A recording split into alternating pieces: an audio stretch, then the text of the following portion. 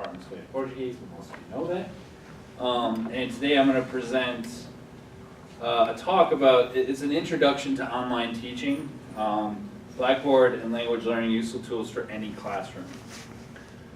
So the presentation is roughly divided into two parts. The first part's kind of an introduction just to some basic online teaching. So I'm going to cover some syllabus changes, the weekly modules, and discuss the organization of kind of my course overview pages, those weekly modules, and talk about like the patterns and simplicity that I employ. And then part two, I'm going to look at some useful tools with a focus on the discussion boards and the mashup tools that we have available to us in UNM Learn, and then speaking, listening, and writing activities, and then culture and realia and communicative kind of activities, right? Because a lot of people think that those aren't necessarily doable in an online environment, but they kind of are.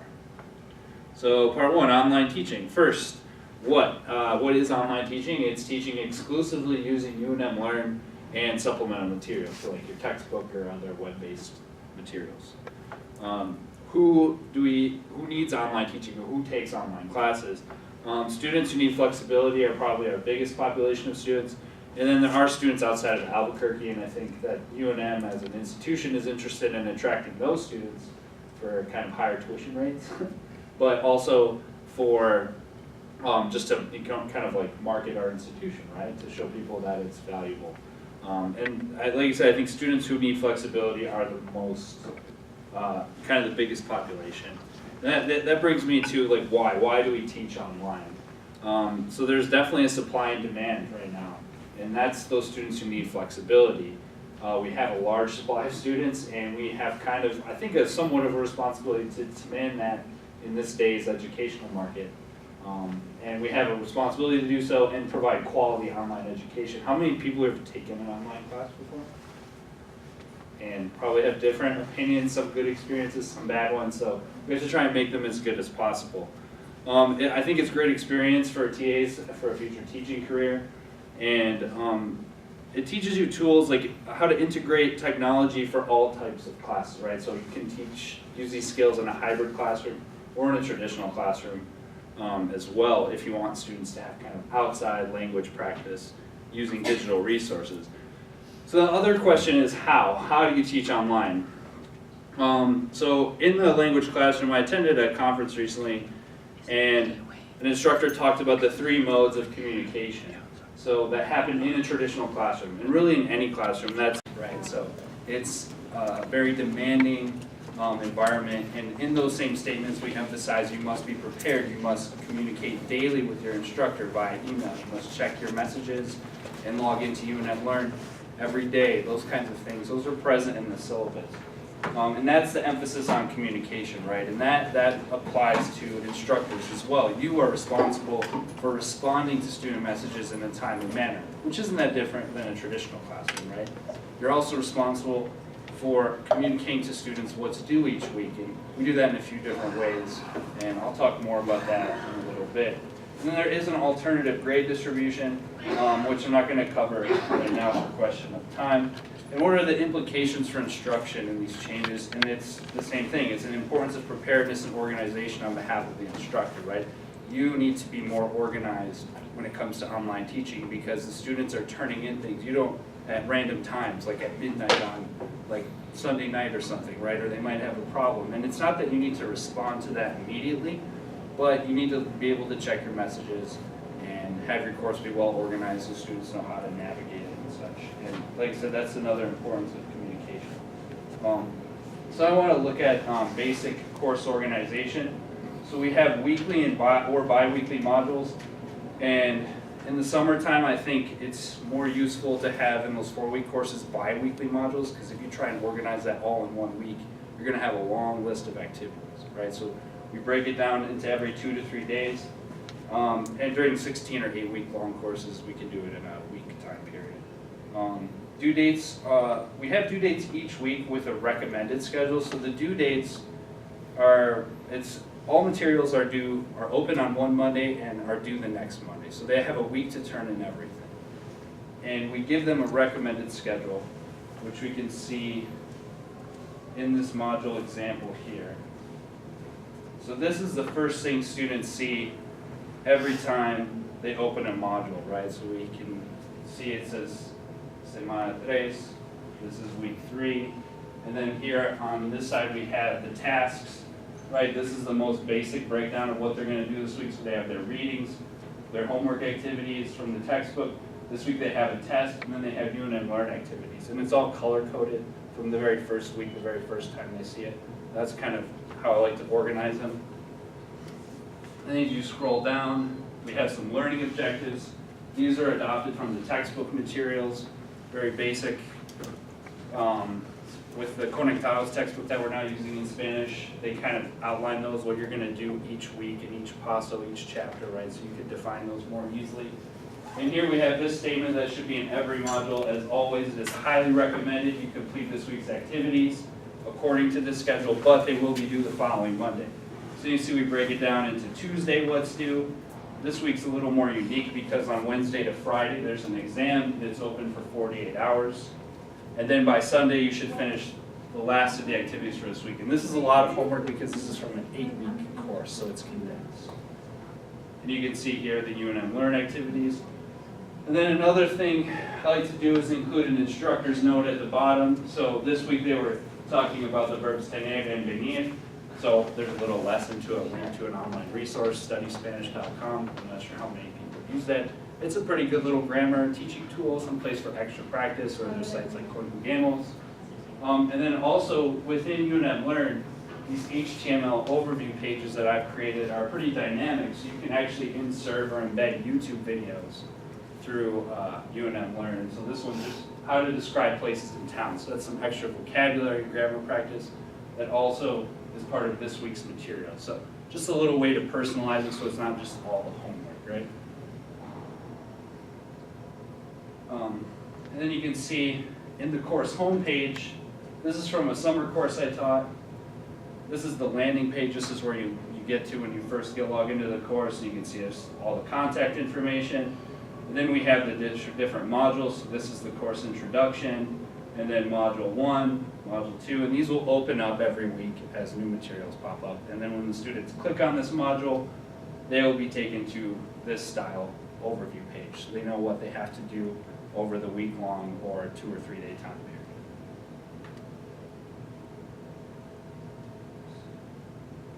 All right. So I want to go talk about some useful tools, and these are things I think you can use in any classroom. The very first thing, the most common assignment I use every week are Hablar en Español videos using the discussion boards in UNM Learn.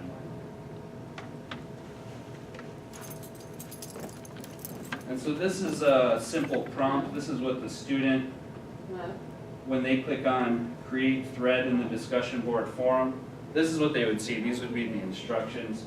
Sorry, it's kind of small in this projector. But this one's about shopping. This was for a 102 class. I had them try to speak for 2 minutes. I think we've now put in a new requirement where they lose 10 points if they don't meet the time requirement. So we've shortened that. So for 101 level classes, we do like 1 minute. For 102, a minute and 30 seconds, right? These are just individual speaking videos where they have a prompt and then they talk about the topics that are given. So this one was about shopping.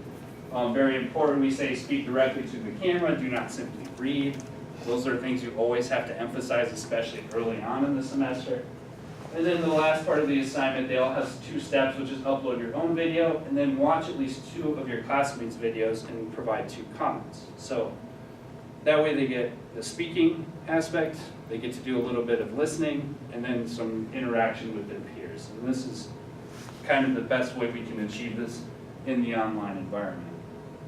And then when you go to grade, these discussion boards, they pop up here. You can see how many posts each student has done, right? So this one only published 1.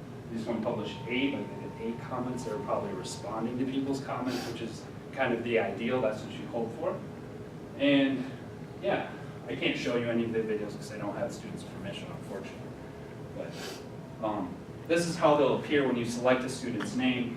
You can see their video, and when you select watch video over there, it pops up within Blackboard. It's not something you have to download. It's very convenient. You can watch their video, you can comment, And these are actually this student's comments and other people's videos. So with each student, when you're grading these, you can see what their comments were and what their video was. And that's the best way to grade them. Or you can enter into the forum and see who is commenting on whose videos. And this is an example of some comments I got on a discussion board about family and celebrating holidays. And sometimes I provide them with instructions to ask a question. You can see these two students made their comments, asked a question, and this student's had a very thoughtful response. And yes, there are like grammar mistakes in these activities, but with the discussion board activities, I make them very low risk.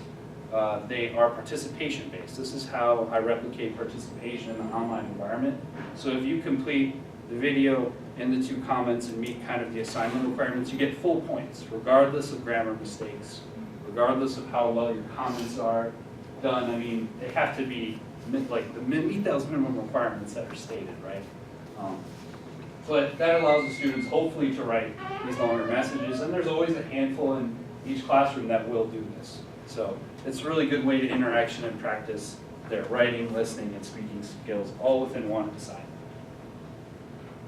The next activity that we have are the journals. This is a sample journal prompt where, of course, we have to emphasize not to use an online translator, which is always, a problem in the online environment. Still haven't really solved how to fix those kind of accountability issues. I don't know if anybody has. If somebody has here, please let me know. But most students, I think, we're pretty adapted at, looking at writing and realizing, okay, this is too perfect, or there's grammar structures here that we haven't done in class, things like that.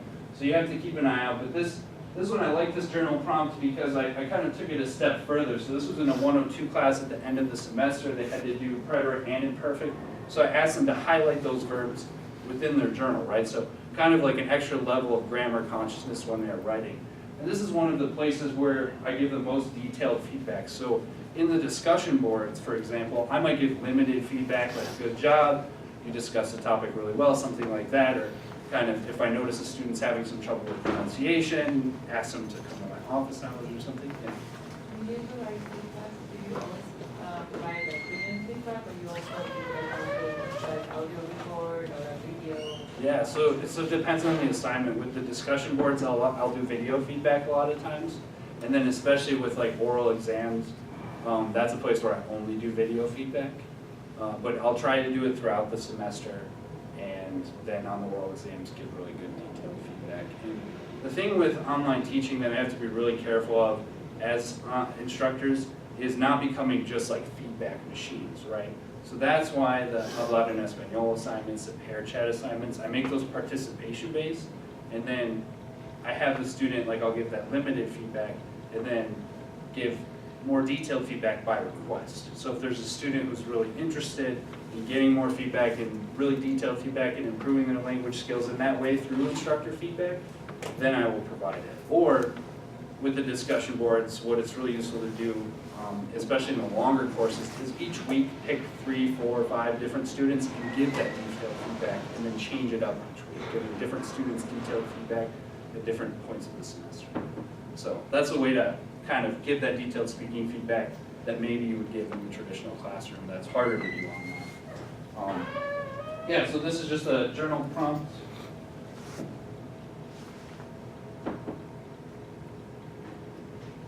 And yeah, it's pretty basic. And let me go back to the presentation. And I'll show you how, so this is what I do to give journal feedback to students. This is the student's original journal, right? And then what I'll do is just take it, copy it, paste it right below the journal, and then provide that feedback with some comments, highlighting grammar errors, things like that. And I'll even sometimes go over this with students in like web chat, web conference type meeting if they want as well. And there's other comments in a grading rubric that you can give, but this is kind of the most basic way to give journal feedback. And then the next thing I want to show is the evaluaciones. So testing in the online environment another question of accountability, right? Like there's no way for me to make the students not use their textbook or Google a word or do something, right? So in the test, one semester, this was something I tried and I don't think we're currently doing, but very importantly, accent marks, you have to tell students how to use accent marks because we do grade that on the test, and there's no way in UNM Learn to inherently build in accent marks like you would have in maybe like a My Spanish or My Portuguese lab or in iLearn. But the testing program in UNM Learn allows for a lot more customizability. So we kind of teach students how to use accent marks on the test and then show them the test. I'm not going to go through and open these tests necessarily. They're pretty standard grammar tests. We time them, right, an hour and 15 minutes. That's the same length you would get for a test in the traditional classroom here at UNM, or 50 minutes depending on your classroom. So we do an hour and 15. And then in this one, I actually divided the test into two parts where I created a more comprehensive listening exercise where they actually had to upload a video of themselves speaking as part of this second half of the test. So I found that very useful to kind of prepare for oral exams and those kinds of activities. And I did this at a later point in the semester where they'd already done the Hablar en Español activities various times. So I hope technology wouldn't be an issue. And it typically wasn't. And also you can see in Blackboard Collaborate down here, every time I have a test, I hold a special kind of review session. Whether the students show up to that review session or not is up to them. Typically they don't, unfortunately. Let's see here. Okay. Then the last thing I want to talk about in terms of activities are the Pear Chats. So this is the other student-to-student contact. And these are just like sample instructions. So hopefully it loads. Thank you, UNM Learn. Nah, just the page not load. Okay. Here we go. So this one was weekend activities. I believe this was for a one-on-one class. I guess this one's got a little error right there. But you can see we kind of give the outline of what the activity is. Chat length 3 to 6 minutes. Format verbal conversation. And why we define that as a verbal conversation is at a couple points in the semester it's kind of fun to let them do text chat and kind of introduce them to web speak and things like that in Spanish. So during a 16-week course we try to do that once or twice, but the rest of them are verbal conversations. A vocabulary and a grammar focus. And these things are recorded automatically using a tool called Blackboard Collaborate, which is also far from perfect. However, it's getting better, sort of. So this is Blackboard Collaborate, and this is how the window appears. And this is the web conferencing tool. So there's actually a place like here you could mirror your screen and do like instructions during office hours and things like that. But for the Pear Chats, students just pull up their video and they're able to talk and chat in the system. And probably thinking, well, why don't you just use like Skype or Google Hangouts or something? Well, there's actually no good way to record those sessions. And we also don't want to make students sign up for like a Google account or a Skype account. Even though most people have them, in the online world, I mean, you can't really force people to sign up for these third-party things outside of the textbook because there's like issues of privacy, you know, having that other account, that other password, that other thing to remember. You know, I mean, companies are losing passwords and getting hacked all the time. So we have to keep it as secure as possible, so that's why we focus on using the tools built into UNM Learn. Yeah, and here, down here, they can do the text chat too. So it's pretty comprehensive tool. Yeah, and then the last thing is kind of culture and communicative activities. So I think it's very important to note that any online activity can incorporate culture or reality, right? There's a wealth of resources available to us on the web. And it's important to be creative and find ways for your students to interact. So I have a couple different examples of these kinds of activities. So the first one is a Pear Chat activity. So I developed this with Hael, a teacher here in the department, and this was a Pear Chat. So we gave a few different steps. And the first step was to follow a link to a course listings website. So I'm going to go ahead and show that.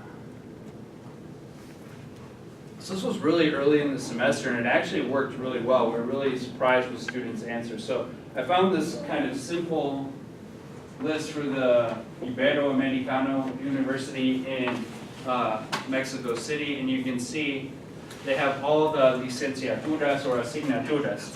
So what I had was the students select one or two of these and then pick up the classes and then describe what classes they were going to take in a video upload, right? So they had to go and explore the Spanish website, and thankfully a lot of these are mostly cognate, so it's pretty easy for them to do.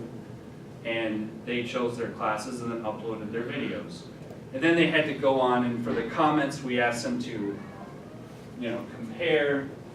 comment on two videos, what classes they take, are they the same or different, right? So good kind of comparative reality-based activity. And then the next one, this was one I developed for my summer course.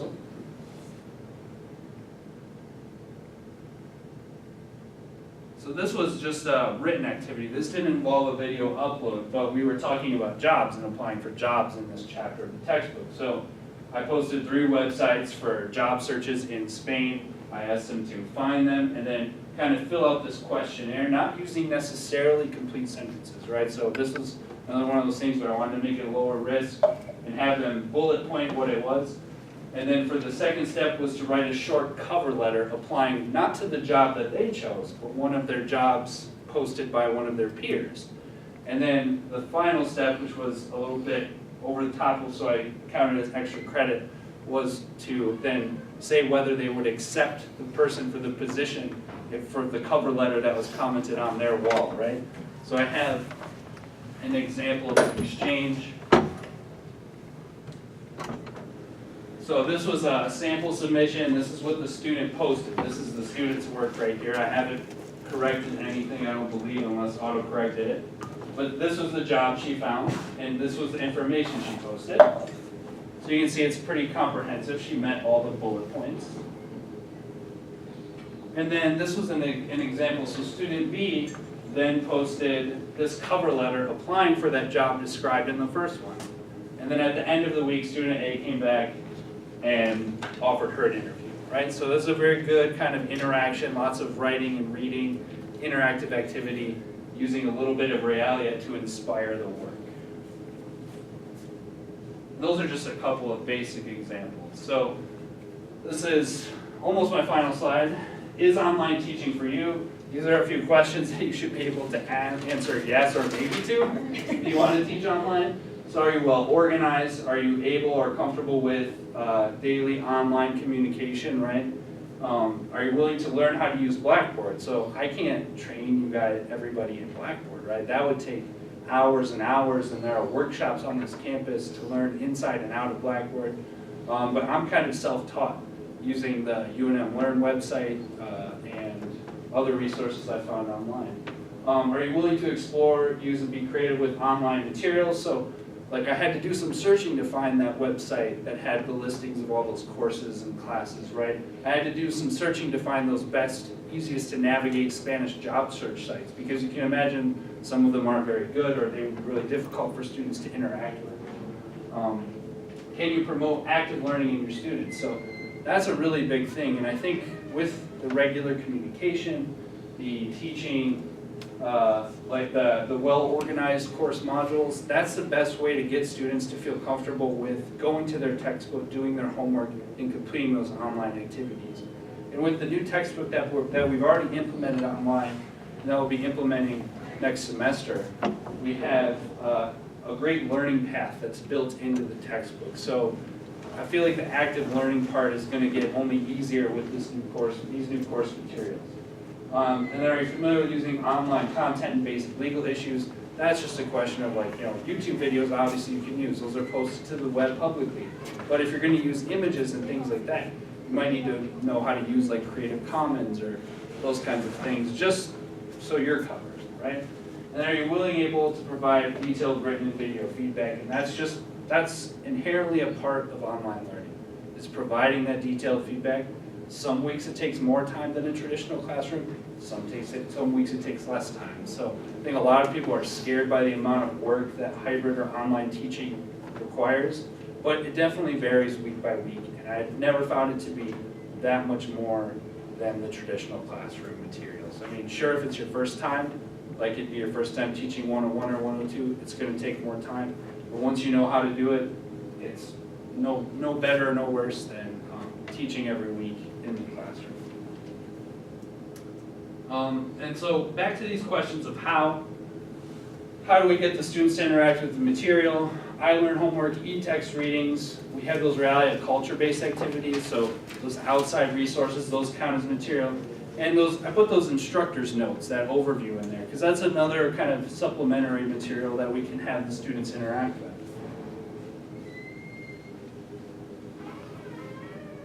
The student-to-student interaction, that happens every week with discussion boards and pair chats. Those are weekly activities that they do. So each week they're posting a video, writing comments.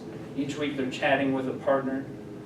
And I think I thought about it a few times, like how much speaking do students actually achieve in a traditional classroom, right? Like how much time do you spend as an instructor teaching? How much time do they spend interacting in the target language? And I think if you're doing a pair chat of 5 to 10 minutes and uploading a video and writing comments, a video of 1 to 2 minutes, I mean, each week, that's not that much worse than a traditional classroom. For upper level courses, that wouldn't be enough, but this is for 101 and 102, what I've kind of covered here today. It may be 200 level courses. And then finally, the student to instructor, right? So this happens in a lot of different points. We have the module overview, that's you communicating to the student. The regular email communication, that's you communicating to the student. And just one more note on the communication, email communication. I think a lot of people are scared about like the number of emails you get in online classes, right? And the first 2 weeks, it's definitely a lot, I'm not gonna lie to you. But as the semester goes on, and as students see that, oh, I have to do a pair chat, I have to do an Hablado en Español assignment, those are those patterns, those are those repeated assignments where they don't write you about errors with technology. They don't write you because they don't understand it, because they've done something similar before. So it frees up their kind of time and energy. They can put it into practicing with the language in those assignments. And what I do with the email communication is each week I send an email being like, the module's now open. These are the most important activities you have to do this week. At the middle of the week, or maybe on Friday, right before the weekend, I'll send another email being like, if you haven't done this, this is what you have to do this week.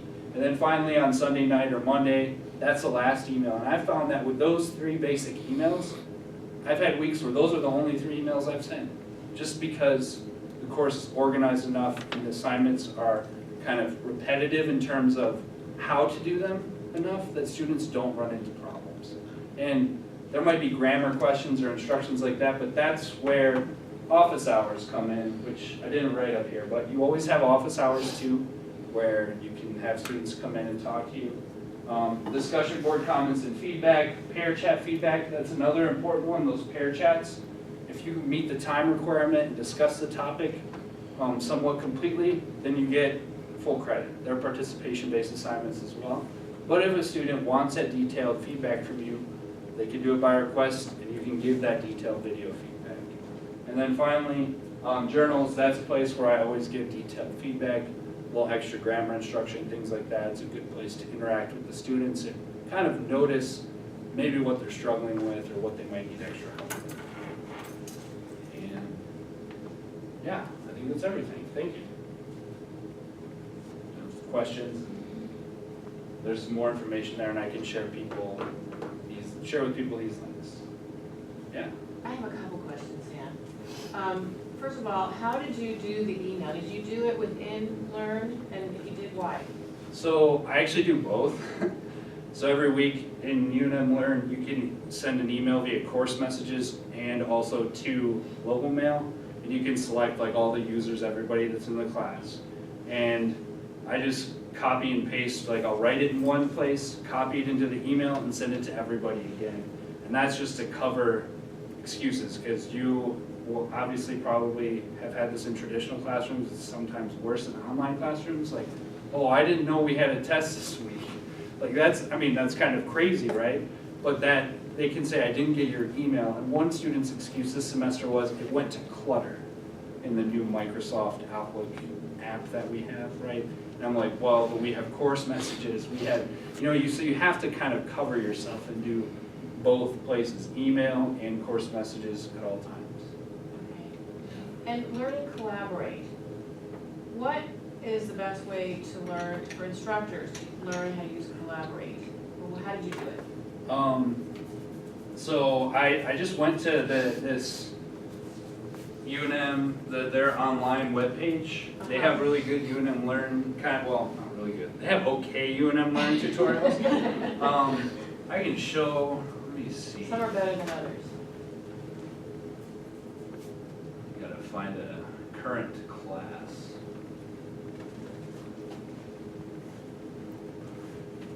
So I actually created my own set of instructions. It's actually simpler than you would think it is.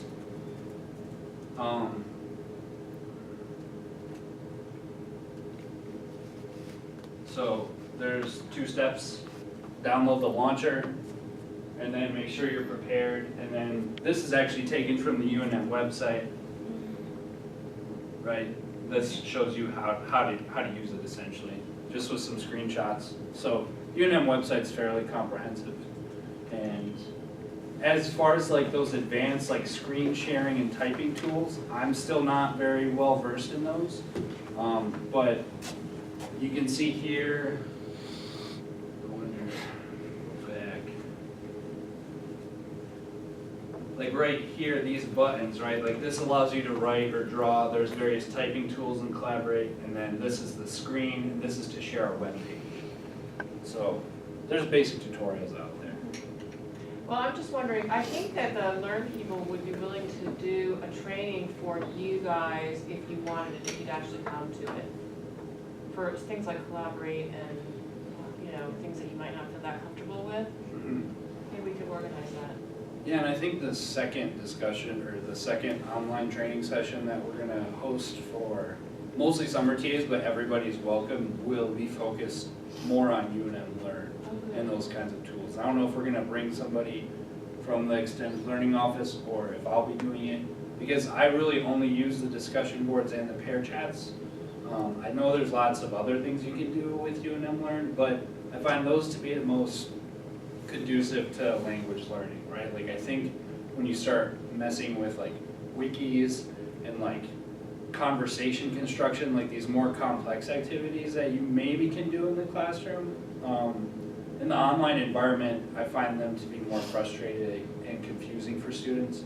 So I like to focus on like the speaking, listening, writing, or the, the interaction with the realia or cultural materials, and then the speaking and writing, like that kind of comes after that. So, yeah. Marianne kind of asked this question before. You said you sometimes make video feedback from students. Mhm. Are you using like Kaltura and then Yep. just recording and uploading it to them or sharing it? Exactly, that's exactly what I'm doing. So there's a really good tool in UNM Learn called Kaltura Media, which, like I said, I can't train everybody in UNM Learn in like this type of presentation.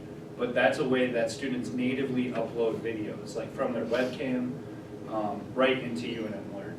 And you can provide feedback the exact same way. So when you are giving feedback on a journal or on something, like you can use Kaltura Media as the tool in the feedback area of the grading to give that video or audio feedback. Yeah. I have an organizational question. When you were grading written assignments in particular, what was your window, especially if you were teaching a 4-week class? How many days was your turnaround period because the students would always ask that question last summer? Yeah, so I tried with the 4-week with the summer class, I tried to do it in 48 hours. But, I mean that's, I don't know, with the summer class, that's, I think, somewhat of what we have to do because there is so much material. So if you don't do it, if you wait 1 week or 4 days, you're looking at, you have so much to grade. But, I think Ava just got our course like cap requirements down to like 22 instead of 27.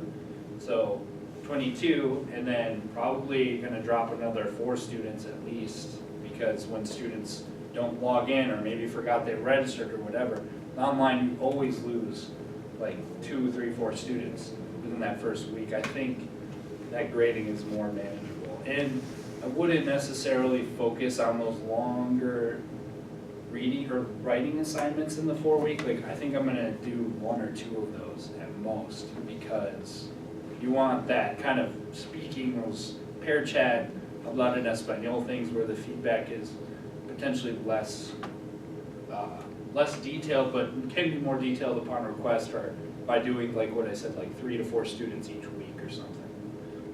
But yeah, with those 4-week online condensed courses, it's a lot of work, but it's only 4 weeks. So, yeah. So I think I would do like 1 or 2 longer writing assignments, and that's it.